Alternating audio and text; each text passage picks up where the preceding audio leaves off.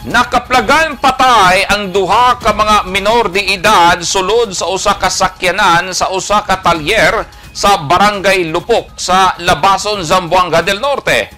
Sumala ni Police Major Roy Malayo, hepe sa Labason Municipal Police Station, pitsa 26 sa Enero sa hapon dihang gireport sa inahang si Joanna Fernandez sa ilang istasyon nga wala na makauli ang iyang duha ka mga anak edad 6 ug 5 anyos. Daling ni pagawas og alarma ang kapulisan pagpangita sa duha ka mga bata. Pitsa 28 sa Enero sa hapon nitawag sa kapulisan ang tag-iya sa talyer diin asa nakaparada ang gubang sakyanan tungod sa nangalisbo nga baho. Ug sa ilang gisubay diin asa nagikan ang baho didto nakita ang nagbuyod nga patayng lawas sa mga bata.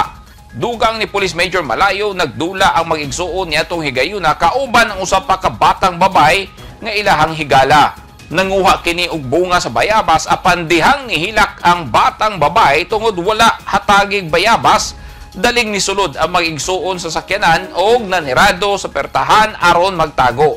Parehong namatay sa suffocation ang mag-igsuon kay nakasirado ang tanang bintana sa sakyanan ug wala na kini makagawas tungod dili kahibalo mga bre. Tinted ang mga bintana dinhi ug duha ka adlaw nga walay nagtrabaho sa talyer hinungdan nga wala mabantay ang nasirad ang mga bata.